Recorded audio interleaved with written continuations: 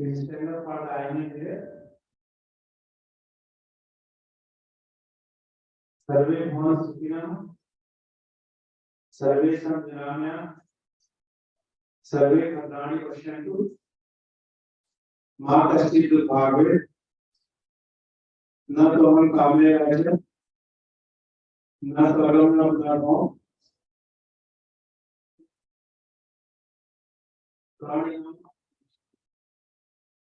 Please.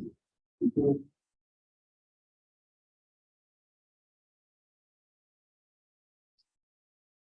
morning, everyone. I welcome you all to this morning CME. And now I request our scientific secretary, Dr. Arvind, to start this day.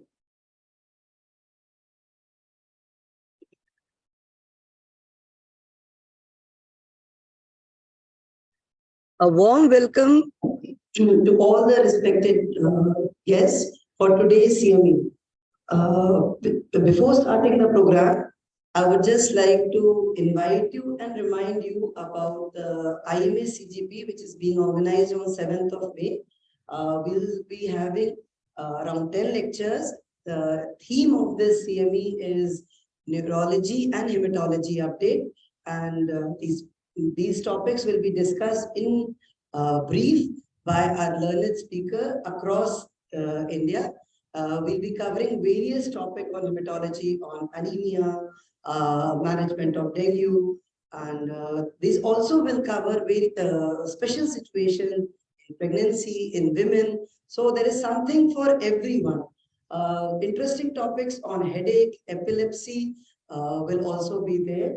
A special topic on pain management has been kept that will talk about the painless labor. So it's my request to make it successful. We can the organizing secretary this year being Dr. Pankaj Gupta and Dr. Varsha Gupta, and I request all of you to support these new youngsters by getting yourself registered for the CME on IMA CGP. The registration counter will be open once we'll be going for the breakfast. I request those who haven't registered yet, please get registered.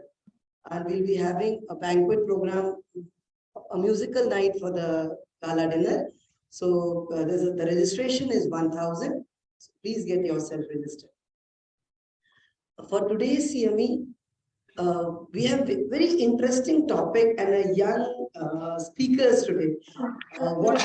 We have all the radiologists of the city here, so it's a great and good change. So we'll be able to hear and interact because radiology has changed and interventions in day-to-day practice has become more safer, and so we'll have a Zoom link.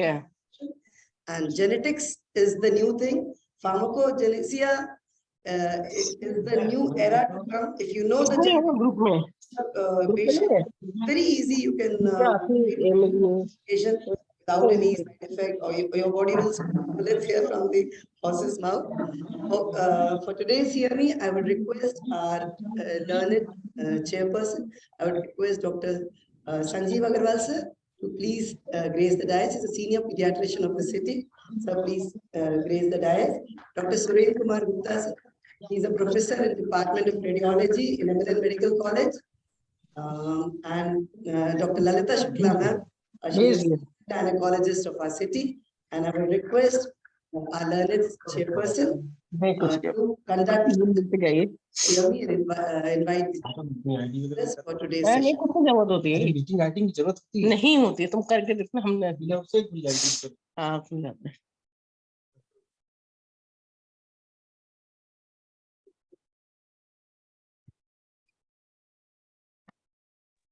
अभी शुरू हो रही 7:30 का time है ना okay करिए नाम बदल दीजिए तो RM डाल दीजिए Rajesh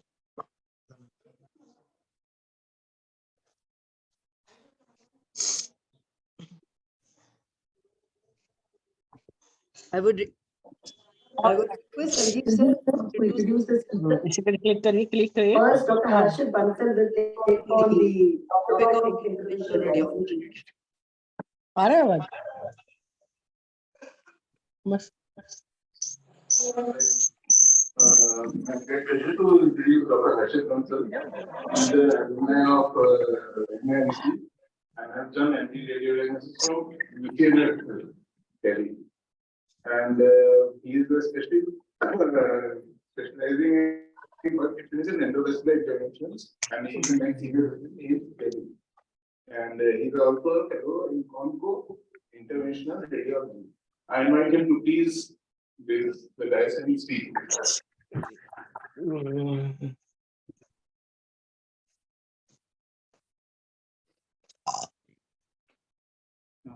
Thank you, sir, for the kind introduction. ये बोतल में धुल के भर देना जरा. Yeah, thank you, sir, for the kind introduction. I would like to begin the evening by session by wishing everyone a good morning and thanking everyone for joining us. बोतल धुल के रख देना बाद में भर जाए. So, with further ado, I'll just start the session. हाँ? So, I'll be talking about the scope of intervention radiology in the present era. So, now a lot of you might not be aware of what intervention radiology is. So, basically, the intervention term means an action or a process of interfering. So, in intervention radiology is a medical practice in which we use radiology or image guidance to intervene and interfere with the disease process. It can be in terms of diagnostic or therapeutic procedures. So we can be also considered as image guided surgery. The field can also be considered as image guided surgery. And to take you about a brief history, like in 1953, Seldinger introduced the Seldinger technique, which laid the basic foundation of the intervention radiology. And Charles Dotter was the first person who performed the first percutaneous angioplasty. It was done by an accidental operation, but it has changed the face of intervention. And so I'll start with endovascular interventions. So endovascular interventions, what are the benefits? Like Charles Dotter has simplified this field in a very simple code. He said that if the plumber can do it with pipes, we can do it with vessels. So endovascular intervention basically means that we enter any vessel using a Seldinger technique or a percutaneous approach, and then we can reach anywhere in the entire body and perform variety of procedures, variety of surgeries, and variety of things. So the basic benefit of that is it leads to targeted therapy to the organ of interest. These all therapies are minimally invasive because there is no scar, only a needle mark is there at the end of the procedure. All the procedures are almost daycare procedures, and the patient can be discharged in the same day or maybe next day. And they have a very fast recovery rate, usually associated with very low complication risk, and usually performed under local anesthesia. So general anesthesia and sedation is not required in a lot of procedures. And cosmetically is also better because there is no scar in this procedure. So this is a brief list of what all we can do. So I'll go through individual procedures and I'll talk about some of them in some detail. This is a brief video of about ischemic stroke. So a lot of people present with ischemic stroke, and nowadays with the recent advancement of the catheters and the devices available, this is a stent retrieval. So what is that? We can treat a stroke patient who is presented within 24 hours of presentation. And if there is a large clot at the level of large vessel disease, you can just retrieve it with a stent retriever, and it results in very significant dramatic improvement in the symptoms of the patient. And this has been a very good advancement as compared to the previous thrombolysis, because thrombolysis did not have a lot of success rates if given after 6 hours or after 8 hours. But with stent retrieval and thrombectomies, a lot of patients can be salvaged, and a lot of hemiplegias and paraplegias can be prevented even up to 24 hours. So then a lot of patients present with transient ischemic attacks. So what is that? Basically, patient has blurring of vision or has hemiplegia, and these are lasting only for 24 hours. So this is usually because of a small shower of embolus, which is thrown into the brain, usually because of atherosclerotic plaques at the level of carotid vessels. So this disease can be diagnosed with just a simple color Doppler of the carotid vessels, it can show the stenosis and the plaques. So if the stenosis is more than 80%, more than 70%, then and the patient has symptomatic, we can just go in to the femoral artery and reach the carotid vessel and put a stent there. So the stent will jail the plaques towards the vessels and prevent further thrombus. This was an interesting case. This was a child who had been inserted with a PICC line for a very long time, and somehow the PICC line broke and it went into the heart. So in this image, you can see that this is the PICC line, which is lying floating in the heart. So this is a very risky thing because it can cause arrhythmia, it can cause thrombus formation around the PICC line. So the patient was referred to us, and we just went through the femoral vein. We went into the heart, and we took a catheter. Through that, we took a snare. We just got hold of the PICC line and we took it out through the femur. So it looks complicated, but it was not that complicated to begin with.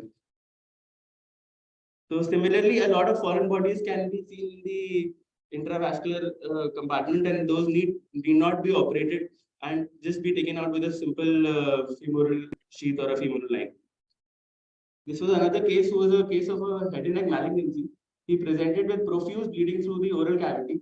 Oral packing was done, and a lot of effort was done into resuscitation. But however, the patient was continuously bleeding, and he bled into the lungs, bled into the esophagus, and he was eventually intubated. So when he presented to us, we went in and we did an angiogram of the brain. So it showed that through the ECA, through the lingual artery, there is a small saccular aneurysm. So this aneurysm needs to be taken out, otherwise this bleeding will not stop. So we took a microcatheter, we went into the lingual artery, and this is the lingual artery angiogram, which shows beautifully the aneurysm which you see. And eventually we put in glue, and on the post-treatment CT, you can see that the glue cast is very beautifully sitting in the lingual artery, and this patient recovered after 2 days. He was extubated and he was sent home. This is another case of a patient of lymphoma who had cavitatory lesions in the lung, who had profuse hemoptysis, on and off hemoptysis. He was controlled on tranexamic acid and a lot of other measures. However, he required a lot of blood transfusions. So to prevent further episodes of hemoptysis and to prevent him from risk of anemia, we went ahead and we hooked the bronchial artery of this patient. So the bronchial artery shows that there are a lot of patchy areas of abnormal enhancement. So this is basically within the tumoral and within the cavitatory areas. So after embolizing this, we can be rest assured that the patient will improve with hemoptysis. So then this is a patient for post-pancreatitis. Post-pancreatitis, the patient presented with hematemesis and melena and a significant drop in hemoglobin. So we took him up for angiogram, and this is the celiac angiogram which is performed.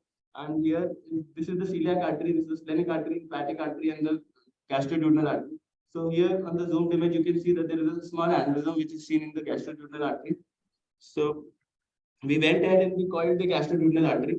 So gastroduodenal artery can be sacrificed because the blood supply to the duodenum can be taken over from this small SMA. So this is one of the interesting cases which we have done in Allahabad recently. So this was a young patient, 22-year-old female who presented with acute bleeding per vaginally, and this was a case post DNC. And on CT and ultrasound, we could see that there was a large AV malfunction. This is a large hypoechoic area within the uterine endometrial cavity and the myometry. On CT, we can see there's a bunch of vessels on the right side of the uterus, which is being supplied by the uterine artery. So this was diagnosed as a uterine artery AV malfunction. We took the patient up for, this patient did not want a hysterectomy to begin with because she was a young patient. She was interested in preserving fertility and going through further pregnancies. So we took her up for uterine artery embolization. This is the tortuous uterine artery which is feeding the AV malfunction.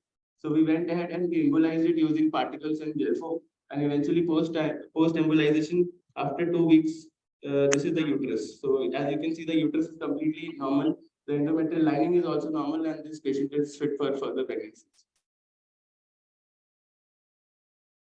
Similarly, uterine artery embolization can also be performed for fibroids, like the patient who has multiple fibroids is presented with pain, discomfort, and bleeding per vaginally, and who doesn't want to opt for surgery and want to preserve a uterus for further pregnancies. So uterine artery embolization, we can just target the feeding vessels through the fibroids and we can embolize them, which can cause reduction in their size and eventually relief in symptoms. So in peripheral artery disease, so a lot of patients with Buerger's disease, a lot of patients with diabetic foot who have non-healing ulcers, who have gangrenes. So similarly, this gentleman was a 57-year-old diabetic patient who presented with gangrene of the foot. So we went ahead and we did an angiogram of the foot. So here the angiogram shows this is the popliteal artery. There is an abrupt cutoff at the level of the popliteal artery, and the distal filling is through some collaterals. However, distal runoff to the foot was almost negligible. So that is why the patient was having gangrene which was progressing. So we went ahead with the balloon and catheter. We opened up the popliteal artery. We saw that the posterior tibial artery and peroneal arteries were not dominant and hypoplastic. So we went ahead with we opened the anterior tibial artery, and in the end we see that the entire foot is being perfused beautifully by the anterior tibial artery and collaterals. Then coming to varicose veins. So varicose veins is a very common disease which a lot of people are facing these days, and it is usually because of long-standing hours and genetic predisposition. However, with the use of laser, like we use a diode laser, and it has a very good success rate in controlling the varicose veins, especially in patients who have been wearing stocking for a long time and the varicose veins are still progressing despite medical management and despite conservative management. So with this, we just put a sheath into the distal part of the varicose veins. We take the laser up to the sephnofemoral junction. We ablate the entire veins, which entire great septal vein or the short septal vein, which is causing reflux. And so in some patients, sclerotherapy. This is what we are doing. We are mixing sodium tetradecyl sulfate, which is a sclerosant, which can also be used in varicose veins in some patients in whom there is some superficial varicosities. So this is what a varicose veins looks like, and this is what it could look like after a treatment. In some patients, venous ulcers develop in the foot, which are non-healing despite dressings, despite conservative management. So post EVLT, post varicose veins treatment, because these ulcers are usually forming because of reflux of blood into the superficial veins. So once the reflux and the superficial veins are taken care of, these ulcers heal in no time at all. Then transarterial chemoembolization. So basically, the rationale behind this procedure was that you can give a very high dose of chemotherapeutic agent to the cancer, and it can be targeted to the vessel supplying the cancer. So this has been proven to be very efficacious and is the first line of treatment in a lot of hepatocellular carcinomas, because it can cause significant reduction in the size of the tumor and eventually cure in the early. So similar treatments are also being developed for other types of cancer, but currently hepatocellular carcinoma is one of the leading examples of this. And this is a novel procedure. Like you must be knowing about retinoplasty. A lot of children facing retinoplasty. Yes, Sanjeev Sharma, पूरी family doesn't believe in advertising. Not they don't believe, but I think So in this, what we do is, this is an angiogram of the internal canal. अब जैसे संजीव शर्मा ने बीच में मेरे को phone किया कि मेरे को स्टैटिन ग्रुप ज्वाइन करना है. Go into the ophthalmic artery. मैंने इससे बोला तो लोग सब तो आजकल वो करे ना, वो सर वो जब 2 बार राइट में आएंगे तब ज्वाइन करेंगे. अब वो नहीं आ पाए, दोबारा उससे पूछा नहीं, वो बोले यार आप इतने सीरियल हो गए, सब नहीं करते हो यार. It shows the last tumor. मैं कह रहा हूँ, ये जब इन लोग इनको वो बना लिए है, जिसकी पता नहीं कोई कितना सीनियर आदमी है, अगर वो कह रहा है ये तो फिट है, मुझे पता है. पता नहीं अगली बार completely salvaged and there is very less chances of recovery. मेरे ग्रुप नहीं है ना. So whatever advantage of this procedure, because the child and children who can't give a lot of chemotherapy cases because they cause systemic side effects and patients are not able to tolerate. Like in retinoblastomas, they give melphalan. Melphalan causes a lot of immunosuppression, anemia, neutropenia. So this is what restricts chemotherapy in these patients and eventually the overall patients. So when we are giving it intra-ophthalmic artery, then the immunosuppression is almost negligible and the results are good. Then in deep venous thrombosis, IVF there's a role of IVC filter placement in patients who cannot tolerate anticoagulation or who are not amenable for anticoagulation, or even the thrombus is extending despite anticoagulation. We can place an IVC filter. This is a filter which is placed in the IVF order में link देखने को मिलेगा. So this prevents any thrombus to reach the lungs and cause pulmonary embolism. IVF order में link देखने को मिलेगा. Acute TVT, there is also role of thrombolysis, which can completely obliterate the thrombus using a new technique which is called rheolytic thrombolysis. Then in chronic liver disease, a lot of things can be done. Like esophageal varices are taken care of by endovascular banding, but gastric varices are very notorious because they are known to recur after banding, and they are not usually well visualized on endoscopy as well in some cases. So for gastric varices which are prone to bleed, there is a procedure called BRT or Parto. So in that we go retrograde. This is the diagram of that. So we go retrograde into the renal vein. We block the renal vein shunt with the balloon, and then sclerose the entire gastric veins with the sclerosant or in advanced chronic liver disease, when there is no salvage and the patient is having ascites and splenomegaly, a shunt can also be placed from the vena cava to the portal system. So this will create a portosystemic shunt and skirt tips. Then similarly, recent data has shown a lot of advancement in the field of prostate embolization because a lot of patients with prostate who have show that there is no malignancy, and even biopsy can prove that there is no malignancy. So benign prostate hyperplasia in this patient is having a lot of LUTS symptoms, which means that the patient has frequent urination, patient has inability to void the bladder. So in these cases, if we go into the prostate artery and we embolize it, the size of the prostate eventually decreases in the symptoms, and the patient has symptomatic relief without any need for surgery. So now coming to percutaneous interventions. So percutaneous intervention basically means that we use image guidance like CT, ultrasound, and fluoroscopy to target any region of the body using just a needle and a wire. Social activity है कि what is FNAC and what is correlative biopsy? There's a lot of controversy in these topics because a lot of patients have to undergo FNAC to diagnose the malignancy, and then they will eventually need a core needle biopsy to know which kind of a malignancy it is. So talking about FNAC and core needle, so FNAC just creates just gives us some cells which can lead to which we can make a slide of, and eventually the pathologist can look at the slides and comment on the nature of the slide. Biopsy will give us a proper code which can be sent for TB analysis, which can be sent for MDR TB analysis, which can be sent for molecular marking in cases of cancer.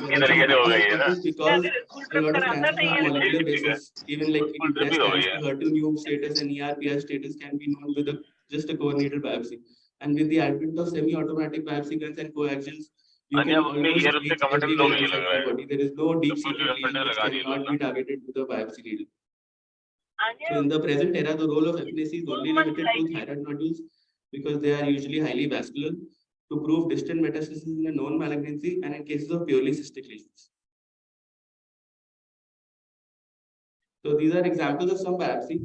Like using a coaxial needle and correct image guidance, you can target a lesion which is very close to the aorta.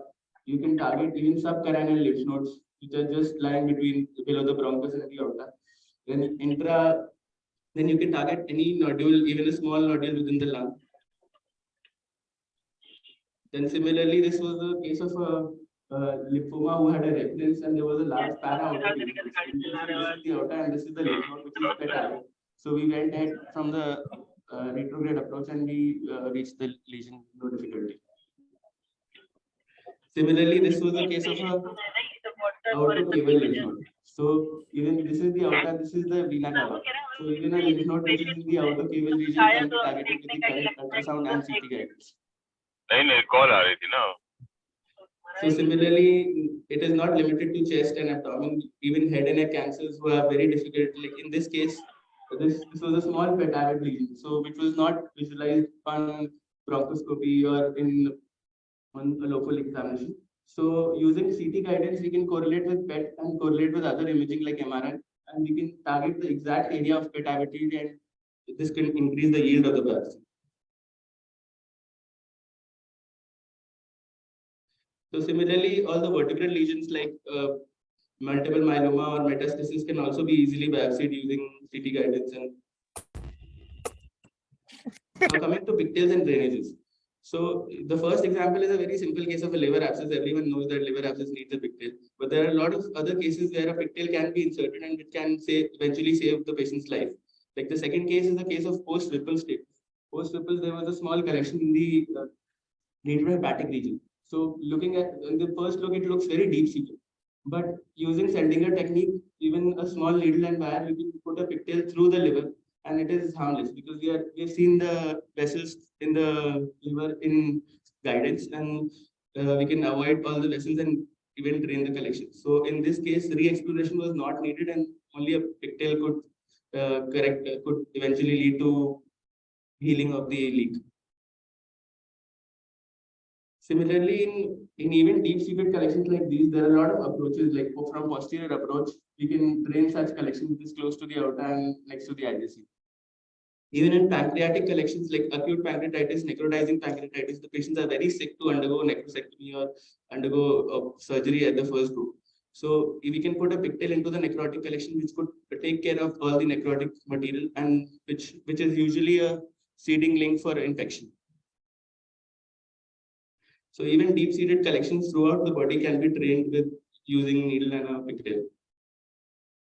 Then coming to percutaneous nephrostomy, so in cases of urinary strictures or benign or malignant, we can go percutaneously. We can put in contrast within the renal pelvis, and we can put in a pigtail, or even go ahead with degestenting using the percutaneous approach. Similarly, in cases of biliary obstruction, in patients who are not amenable for ERCP, who cannot tolerate the sedation and the anesthesia for ERCP, the same procedure can be performed in local anesthesia using percutaneous approach. So in percutaneous approach, we can drain right side or left side or even both sides of the biliary ducts and eventually put a stent through that also. So this is a metallic stent which can be better put in the biliary system. It can be put unilateral and bilateral as well. So sclerotherapy. So a lot of children have lumps in the region of the face, head and neck, which are usually diagnosed as vascular malformations, or there's a huge category of vascular malformations these days, and you can diagnose it using MRI and ultrasound and CT. So in cases of low flow vascular malformations or hemangiomas, sclerotherapy has a tremendous role in decreasing the size of lesion. Like this child presented with such a lump in the region of the neck, and after 3 sessions of sclerotherapy, the lump has completely regressed. Similarly, this was a patient who had a complex hemangioma. So here you can see that the patient's entire face is swollen. There is hemangioma surrounding the cheekbone, surrounding the mandible, surrounding the maxilla. And this child was eventually, the swelling was so much that he was unable to breathe, unable to eat. And eventually we did a lot of sclerotherapy sessions for this child. And this has converted to this now. And the hemangioma is completely manageable. And the patient can normally eat and breathe.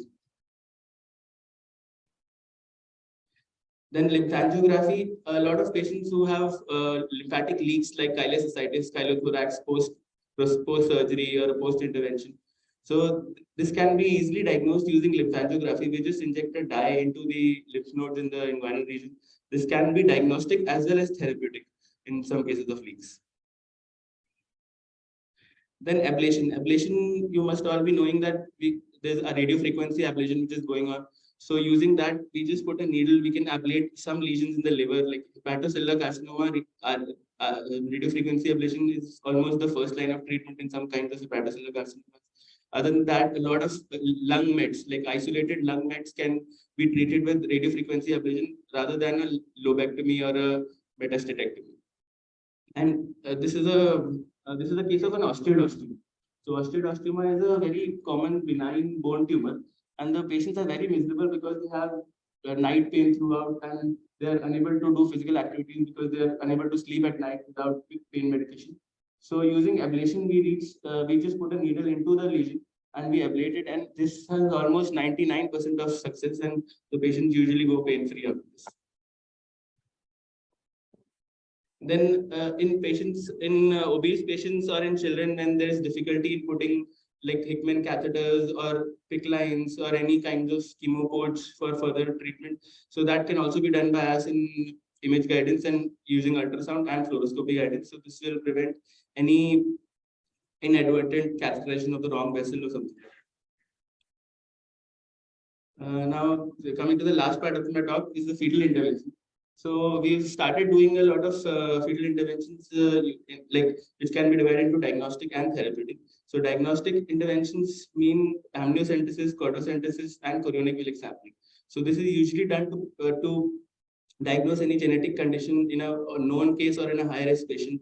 Like if the NT scan shows any abnormality, or if there is any genetic condition in the previous child.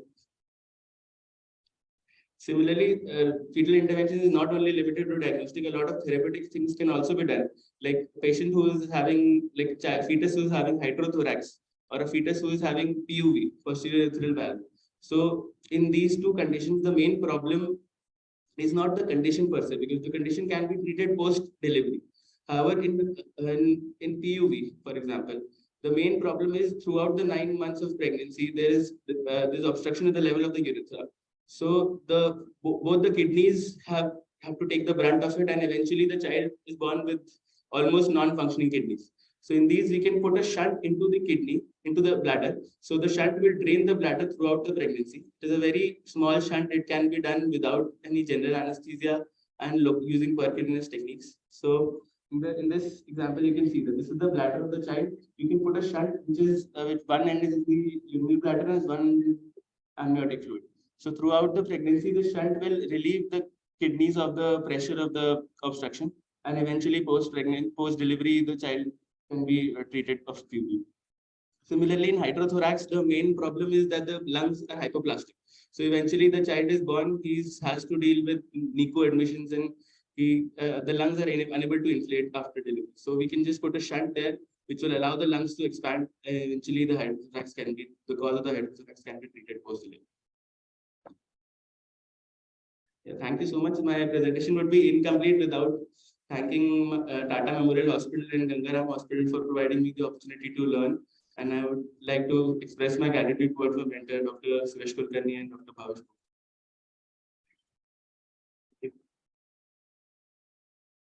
If there are any other questions.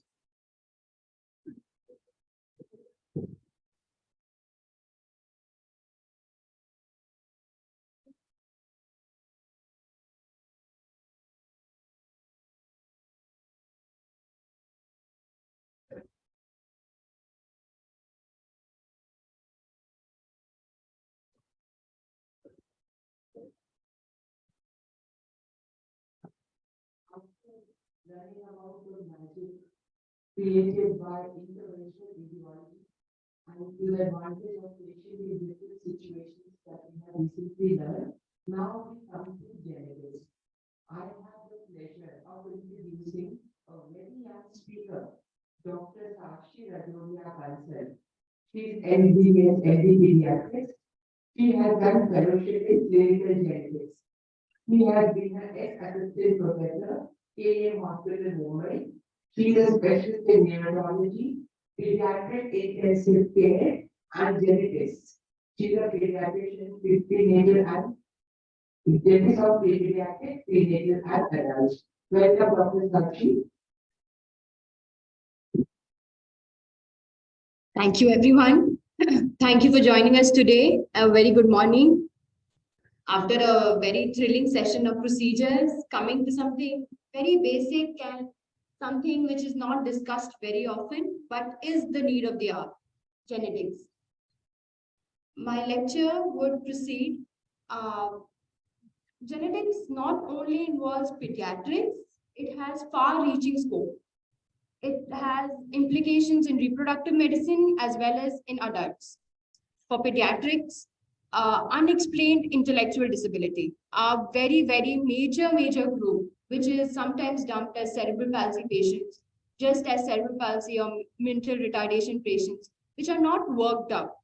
These patients might be even having dysmorphisms, which we leave and we kind of counsel that you require physiotherapy, the child might be having a diagnosis, not a diagnosis. They might be having seizures. So basically their features, their symptoms, that is treated, but a wholesome, a diagnosis for them, a treatment management, a multidisciplinary care is what is required. Many children now are affected with autism, ADHD. These parents are coming out, they are asking pediatricians, and even they might be there in your houses, your distinct cousins or something. They might be asking questions regarding autism. The child doesn't look in the eyes. He's kind of lost in his own world. He does not respond very well, or he's just hyperactive, running here and there. What to do? Can something be done? So yes, these cases also have a genetic predisposition. They have 30 to 40% of these cases do have a genetic diagnosis. If that is the case, then these parents might be at a risk of having a second child with a similar illness.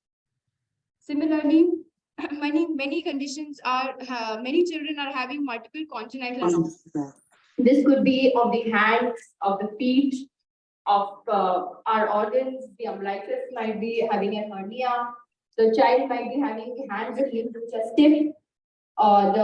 They might have undergone a very major heart surgery during the first year of life. All these, along with dysmorphisms, very subtle dysmorphisms of the baby, can be suspected chromosomal disorders. Second, and the next group, which is the inborn errors of metabolism, a very, very important group, a group which is not so easily diagnosed. These children are very sick. They are admitted in our NICUs, but their workup remains incomplete. They might die without any diagnosis or any treatment possible. But these require special care. These can be treated with very simple dietary changes, dietary modification. And it starts with our suspicion. So I'll be going forward, I'll be helping you. When are the cases where we should suspect that it might be having inborn errors of metabolism? Second, after this, there are multiple children who come to our OPDs with short stature. Sometimes short stature can be explained with the help of, when you see the parents, you say, yes, your genetic potential is this much. So we calculate the mid-parental height and we explain to them that it's okay, it's familial, it's in your family. But other cases require genetic workup. More so, skeletal dysplasias. For example, most common achondroplasias. These have much more implications than just labeling them as an achondroplasia. If this achondroplasia child has a trauma to the head, will be very, very susceptible to atlantoaxial dislocation. The spine is very, the vertebral column is not very secure. So these parents need to be guided with that, need to give guidance, or not only for that, for vision also. If the optic canals, they get depressed, they are not, if the bone cavity does not grow very well, then the vision can also be lost. So all this surveillance for these patients is very, very important. More so, neurodevelopmental and neuromuscular disorders. Patients who are coming to our OPD were walking earlier, but they started having frequent falls. They were not, now they are not able to walk. They are just sitting. They are having the Gover sign positive, which we might be knowing. So these cases, they can be diagnosed. This have an implication. Now they have a treatment possible. The treatment is expensive, but yes, it is possible. There is a national rare disease policy in which all these rare diseases come under. The government is providing support, and there are trials which are being done. So once we diagnose a DMD patient, a Duchenne muscular dystrophy patient, we should refer them to a higher center for enrollment in the national rare disease policy. We should give them some hope. It should not be that the child will not walk now and might be just having a lifespan of 15 years max or 10 to 15 years. They do have a prognosis. The trials are going on. I will not say they have come out, but still, the implications are a lot. More so for pediatrics and for adults, hematological disorders, hepatobiliary, GIT disorders. In hematological, leukemias require a lot of genetic workup. Their treatment can be specified according to the genetic workup. In hepatobiliary and GIT disorders, acute liver failure. We get number of patients who are very sick. They are intubated. Their AST, ALTs are in 10,000s, 20,000s, and the child cannot be explained. In that cases, metabolic diseases need to be considered. In CVS, respiratory and nephrology, multiple conditions. In CVS, for example, arrhythmias, long QT syndromes, they have a genetic predisposition. The parents might be fine now, but they might also be having long QTs. In respiratory, CPAPs, all the congenital anomalies, they might be coming only sporadic, only there might be a congenital anomaly, but with that, you need to check other organs. In nephrology, there are multiple renal cysts. There could be ARPKD or an ADPKD. A very important group is the next group, reproductive medicine. In reproductive medicine, there has to be a very good coordination between pediatrician, obstetrician, gynecologist, neonatologist, and a geneticist. There are multiple pregnant ladies who come with ultrasounds having multiple congenital malformations. These need to be explained to the patients. They cannot go forward for just an MTP. There are some malformations which are very important, which are major organelle involvements, like you might be getting patients with just a caudate plexus cyst. A CP cyst does not require a very thorough, only a sporadic CP cyst does not require too much of stress on the patient that this might lead to intellectual disability going on. It is not like that. It has to be seen as a whole.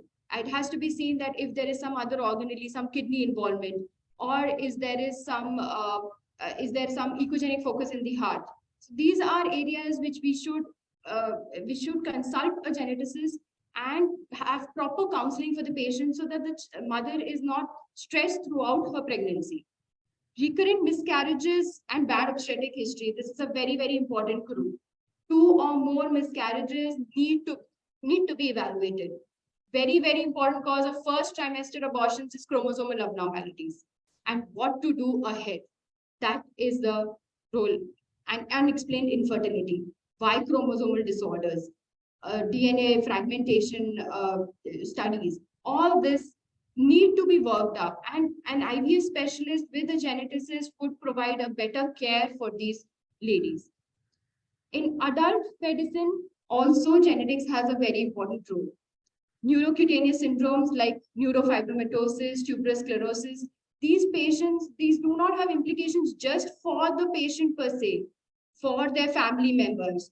If a lady is coming to us with seizures and adenoma sebaceum, tuberous sclerosis, we just counsel the lady, but it does not end there.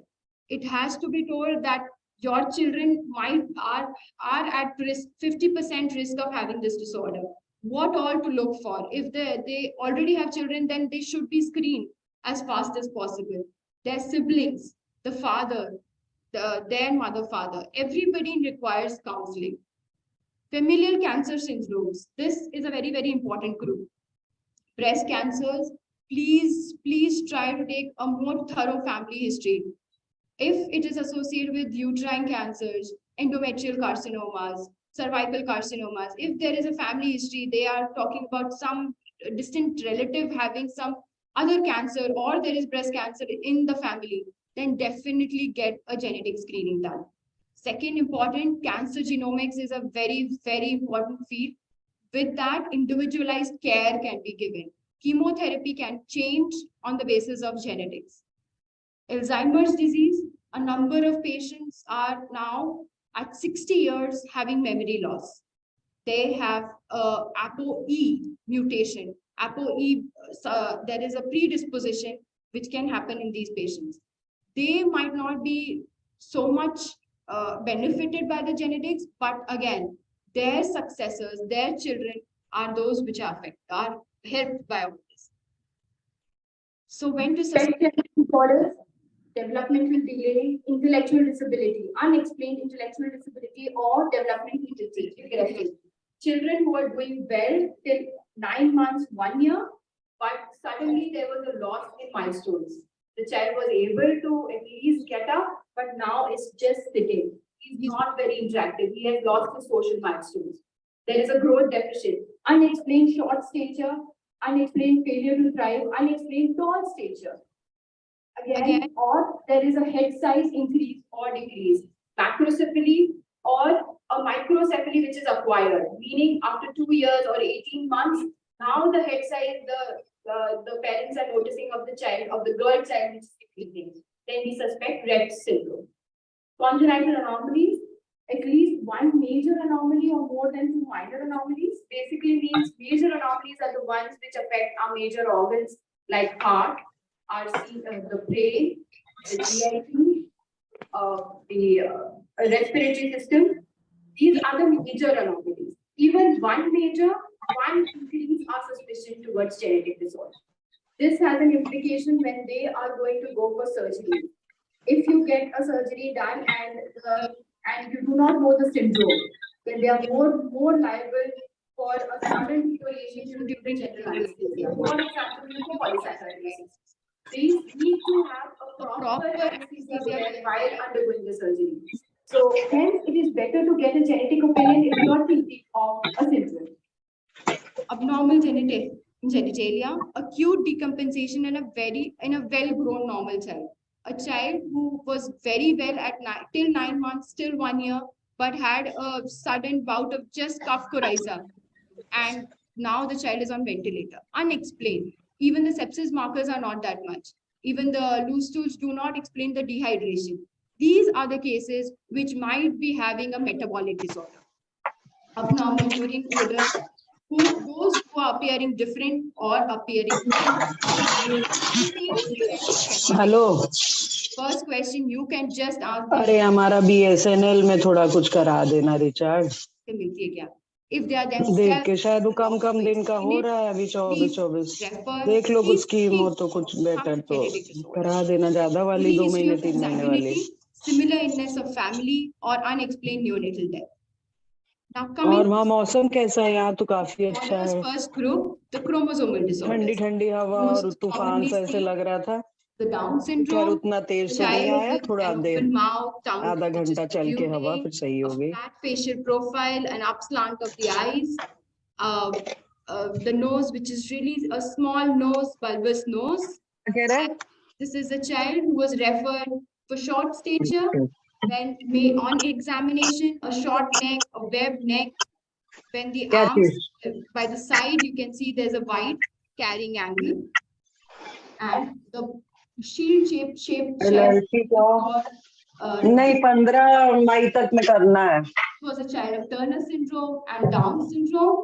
And तो आज 30 है you can see trisomy 21 and X without another X or a Y.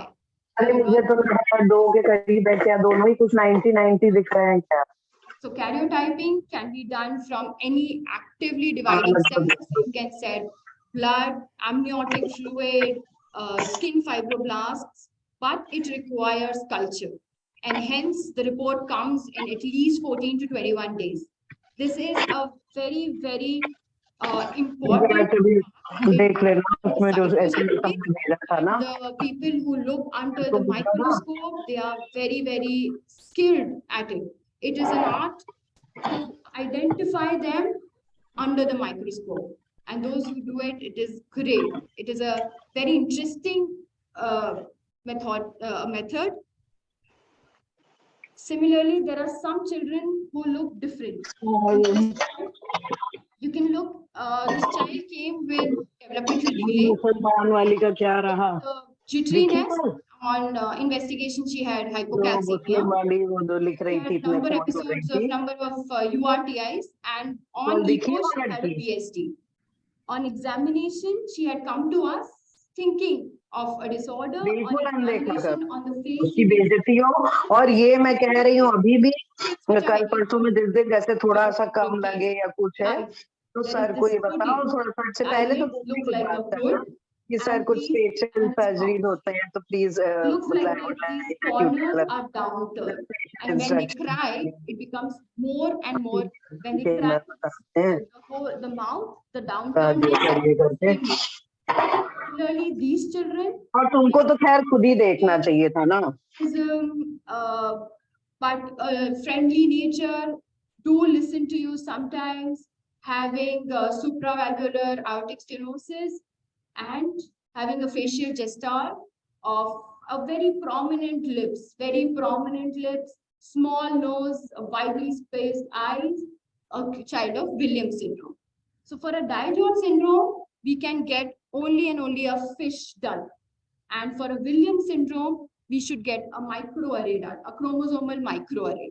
A fish is a very simple methodology in which under the microscope, a fluorescent probes are put and they can be looked at like this. If both the probes are there, means it is intact. If one is not there, then there is a deletion of one of the alleles. And this digeorge is a 22q. So this is the 22 chromosome. This is the Q arm of this chromosome. If there was just one probe, then this is the deletion, 22q deletion. And Williams syndrome is the one which is diagnosed. This is a chromosomal microarray report. So microarray looks at the chromosome at more details. So it is able to tell me about a loss, about a deletion, which is very small. Chromosome, which can be seen at a, if you see a karyotype, the chromosomes are very big. So these are 4 to 5 base pairs big, mega base pairs big. But if you have to see it at more details, then we get the microarray done. And this is very small. So this is a kilo base pair, that is 1600 kilo base pair. So this is a loss at this region, which is pathogenic, which is diagnostic of a Williams syndrome at chromosome 7. Now, looking at when to get it done. So for some deletion syndromes, for microdeletion syndromes, for trisomies, fish is a very good methodology. Trisomy 21, 18, 13, Turner's, as well as Digeorge syndrome or Wolf-Hirschhorn syndrome or a Cry-Du-Chat syndrome, in which our deletions are we already know them. Fish is very good. The report comes within 1 to 3 days. They do not require active cells, and it's a very good method. It is diagnostic of the condition. Whereas microarray is the one which requires blood. The DNA has to be extracted. It requires around 7 to 10 days for the report to come. It's a little more expensive. Why? Because it is done on a slide. So on the slide, we already have the reference DNA. That slide is the one which is expensive. On that, when we put our patient's DNA, the hybridization occurs, and that's how they get this report. Metabolic disorders, it is incomplete without the Garrod's hypothesis. What does it state? So a molecule A gets converted to B in a normal condition, and B gets converted to C. If the enzyme at any level is missing, the molecule before, that is the B and the A, will increase in the body, and the product, the C, will get deficient. All this excess substrates will go into our different organs, in our CVS, in our musculoskeleton, in our eyes, in our brain, leading to symptoms. The product gets deficient, which was either required for myelination, and hence these children become intellectually disabled, and this B might be even getting converted into a D or a toxic metabolite, which can get excreted out of the body, which we detect, or it might be the one which is causing the problems, like going into the liver and spleen and causing hepatosplenomegaly. These disorders, metabolic disorders, can be divided into 2 groups: the small molecule and the organelle disorders. Small molecules are your simple molecules, are amino acids, are carbohydrates, are lipids, are urea cycle. These disorders I will go through when to suspect. And organelles are the ones which involve our major organs like lysosomes, peroxisomes, mitochondria. Lysosomes like lysosomal storage disorders like Gaucher's, Niemann-Pick, mucopolysaccharidosis. For small molecule disorders, very important when to suspect. First, most important, after a normal period, sudden deterioration, after just a QRTS, after just a coryza, the child is very sick. After just a bout of loose stools, the child has got ventilated. After, Hello. after a period of apparent normalcy, Hello. affect a small molecule. Then rapidly progressive encephalopathy, something you cannot explain. The child was well, the child was being investigated for sepsis, the markers came out not so high, we were treating, and suddenly, and in the second day only, the child started having decreased sensorium. Third day, the child is intubated. How to explain this? Something is going on. Unusual odors, unusual urine smell, intermittent worsening, when they characteristically say that the child always have some URTI, some fever coryza, cough coryza, and the child was sitting so well, playing so well. But now again, the child has become so depressed, lethargic, and not doing so well. And after all these bouts, it happens. At least the child takes 1 month to recover out of it, and again, then he again starts from the milestones which previously achieved. So these are the cases where you should always think of some metabolic. And when these cases are admitted to us, our sepsis markers are not coming out that high, our CRP is not high, our procalcitonin is not high, ANC is just 10,000, 12,000, nothing too much. Cytopenia, anemia. Then what are the additional things that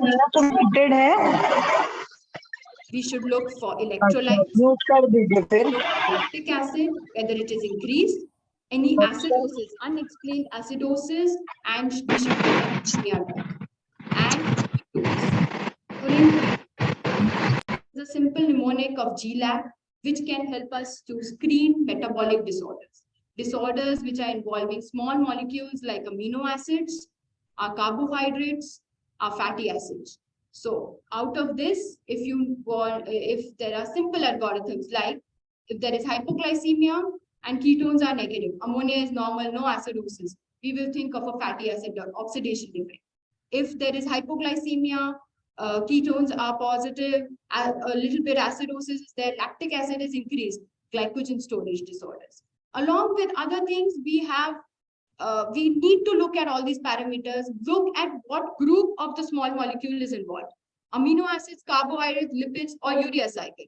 Whether it is just a hyperammonemia, which is not explained by liver dysfunction, a urea cycle defect. This will help us to order further tests. When we do a TMS or GCMS, we should know what we are looking for. If we have differentials in our mind, then that test has more input for us. We are able to tell more to the pathologist, to the technical staff that we are looking for this disorder. And it makes their work also easier. They will be able to guide you that, madam, if you're looking for a peroxisomal and you want to look for very long chain fatty acids, that will not be found in a normal TMS. Do not look for it there. So these are small caveats which if we know, we'll order them better. When to suspect a large molecule disorder, these are ones which you might be seeing in your OPD. Chronically progressive disorders, chronically insidious disorders, not coming with any acute deteriorations, but slowly and slowly they are recognizing that the face of the child has changed. It has become more and more coarse. The musculoskeleton is having more and more problems. He's not able to open his hands. He's not able to use it much better. He's not able to use his fingers very well. And there is a regression. He was earlier able to do it. He was earlier able to pick up the spoon very well. But now I don't know why, but it has become very stiff. Then coarse features, hepatosplenomegaly. The abdomen is getting distended. Cannot be explained by the parents. Seizures have started coming. For them, these are the disorders which involve the lysosomes, the peroxisomes, the commonly seen ones.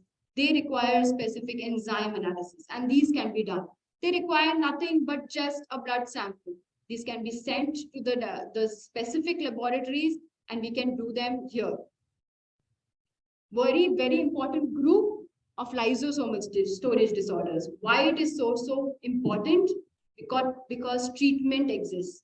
I agree that all genetic disorders do not have treatment, but now science is evolving. Gene therapies are coming up, enzyme replacement therapies are coming up. And this is a very, very important group because it shows market improvement. So this is a child, a very gross hepatosplenomegaly, severely thin. You can see all the bones sticking out, having pallor, anemia, thrombocytopenia, a child of Gaucher disease, deficiency of enzyme beta-glucosidase.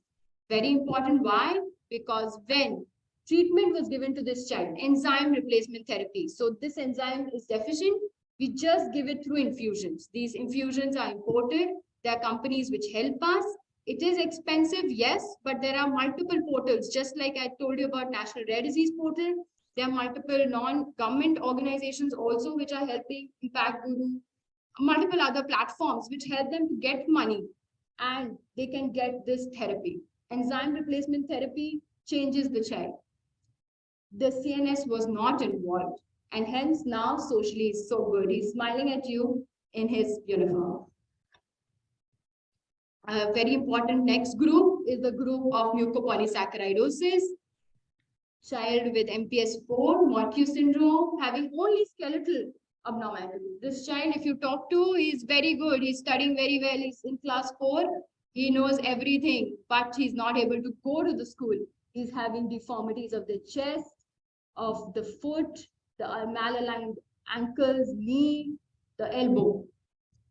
If he's diagnosed, even ART exists for all of them. Enzyme replacement therapy exists for all of these mucopolysaccharidosis.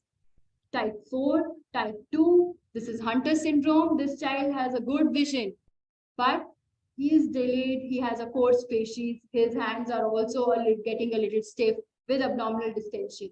This is MPS I, Hurler syndrome.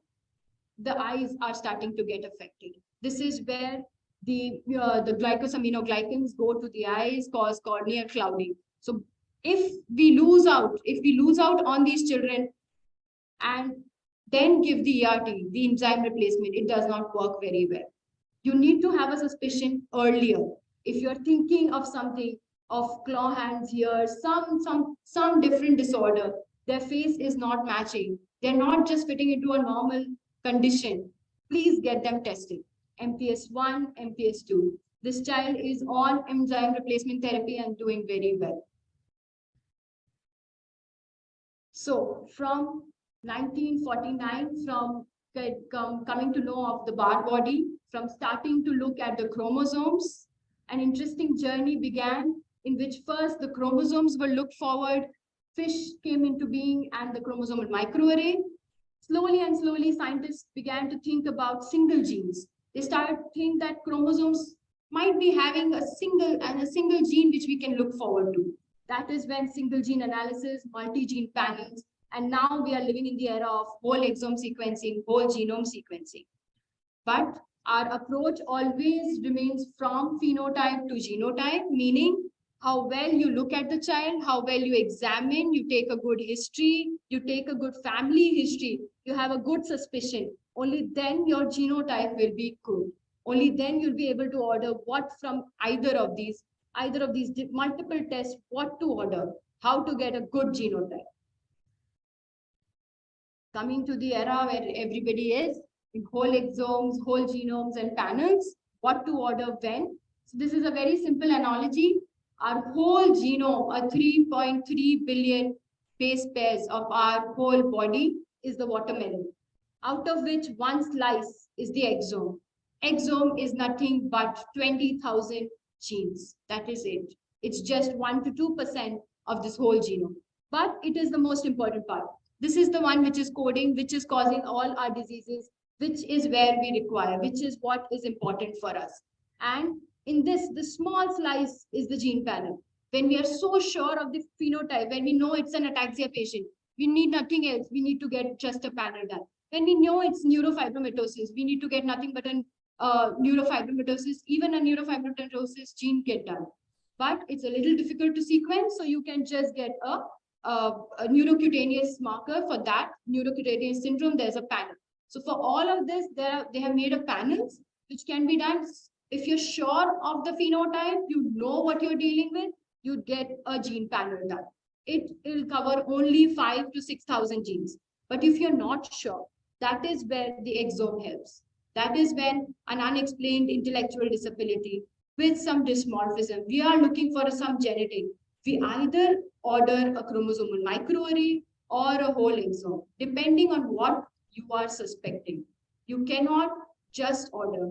Currently, the first year investigation for an unexplained intellectual disability with dysmorphism is a chromosomal microarray. It occurs in tiers. Once the microarray is normal, we look for the exome, the whole exome. But due to financial constraints, if you're very sure that you are dealing with something which is monogenic, single gene disorder, you can go through for a whole exome sequencing. This child looks different, looks like the frontal bossing is there. There is this, it looks like a helmet shape, an inverted helmet shape appearance with widely spaced eyes, the broad nasal bridge. I would like to introduce you to an AI software that's called Phase 2 Gene. Smart phenotyping, better genetics. So this is just an app. It helps geneticists, it helps pediatricians. You can sign in, register, and when you put this, it will give you some suggestions. The suggestions, first, it sees the phenotype. You need to get a very good frontal photo of the child and it will analyze. It will give you suggestions. You define your phenotype here. You give it more handles. These are just handles or keywords which you give. So you tell them about widely spaced eyes, arched eyebrows, a very flat and a bifid nose. These are all the handles you give it and it gets refined. So gestalt is the one which it sees, the phenotype. Features are the one we give it. And for this child, cranio-frontonasal syndrome, it was diagnosed even on a clinical exome. And even the AI is good in it. But these AI softwares have been made from the US. So the database that the AI has is that of the US. So the children who have been affected with this disorder are, see, we all have variations. We look different, our colors are different, the skin colors are different. So the more you feed it, the more you give it Indian data, the more better it becomes. Because what this AI is going to compare it with is the US images. So more and more, if I feed it, more and more I give it diagnosed cases, it helps me more.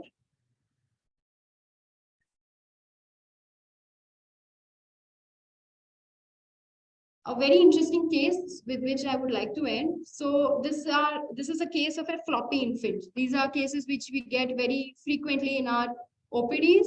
A child like a rag doll. When you pick the child up, the child is not having any neck holding. This child was around 9 months old. No neck holding, severe hypotonia. If you hold it like this, a floppy infant. And this was the family history. This child had come to me and this had come to our genetics OPD and had a previous history of a similar male child affected with a similar disorder, similar history, and had died at 1.5 months. This previous sibling was also hypotonic, was not able to feed, was not able to breathe, was on ventilator, and eventually succumbed. At this time, an MRI was done, which because the child had not survived with more than 3 months. So at a 3-month, the MRI is very difficult to interpret also, and they had given as query pachygyria. So this is the report of this first child, 1.5 month old, which had gone in 2016. Sorry for the image quality, but they had given symptoms. I will read them out to you. They had given symptoms of just hypotonia, query pachygyria, query neuronal migration disorders, query neuromuscular disorders. So whatever information they had for the first child was just this much. It was just at an age of 3 months. And they had that time just thought of a neuronal migration defect or a neuromuscular disorder. And this report had come as no, and they had got a clinical exome done. They were very sure of their phenotype. And this had come as no pathogenic or likely pathogenic variant. Now this child succumbed and they planned another child. The child was born. They didn't get any special antenatal screening done, but the current child was like this. Again, hypotonic. So they came back earlier.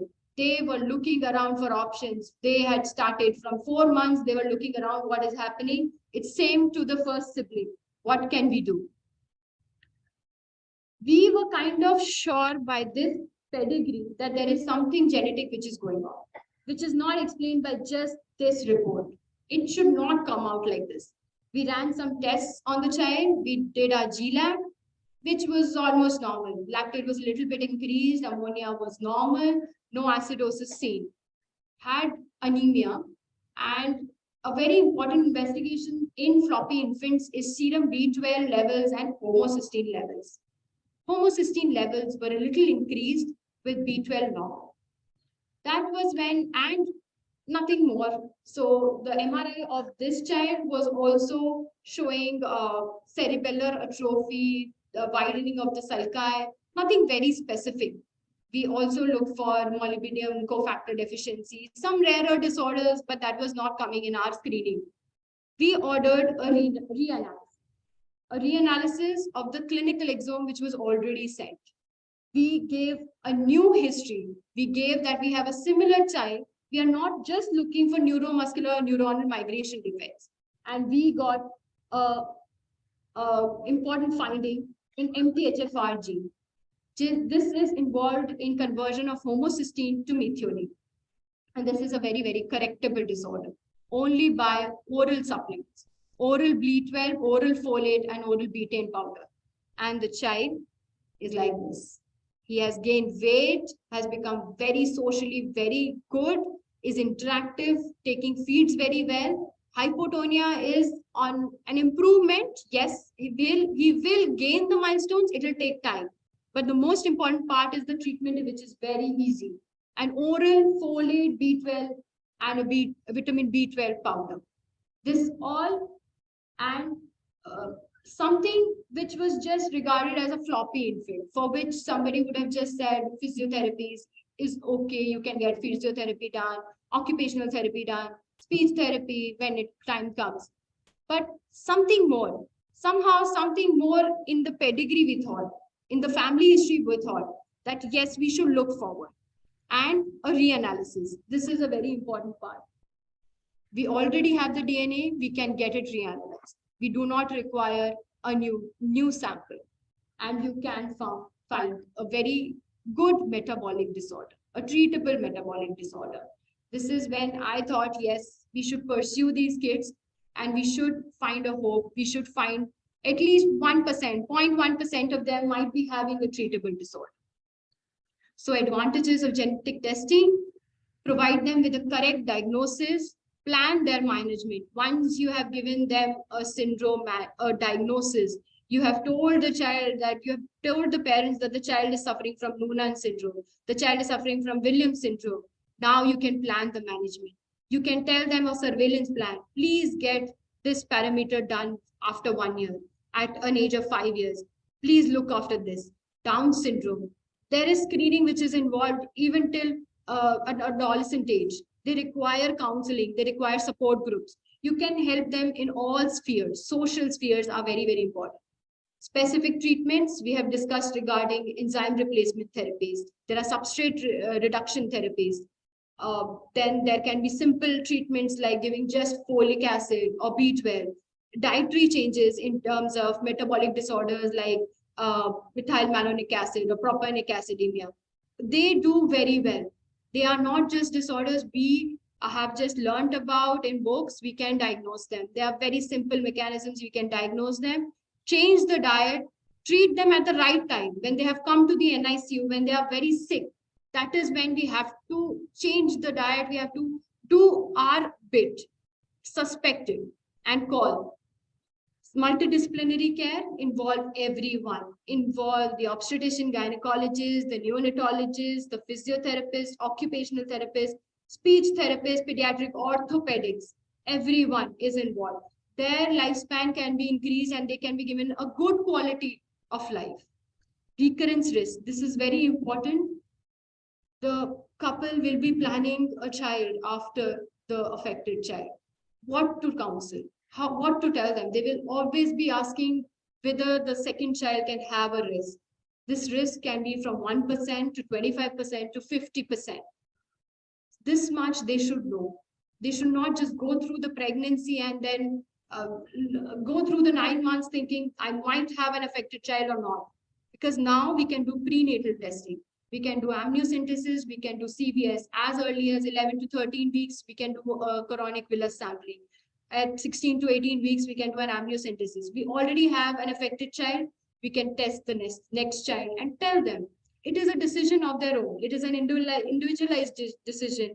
They can terminate the pregnancy or they can keep the child, but at least they'll be knowing that this is the recurrence risk and whether the child is affected or not. All my slides, all my patients are who to be thanked. My faculty at St. G.S. Medical College and KM Hospital and Sir Gangaram Hospital. My mentors, Dr. Mamta Ranjan ma'am and Dr. Ratnapuri ma'am, who have taught me the basics of how to start from history examination and just a suspicion. That is all is required. Thank you so much for the patient hearing. Would request the other speakers to join us so we can have a question answer session.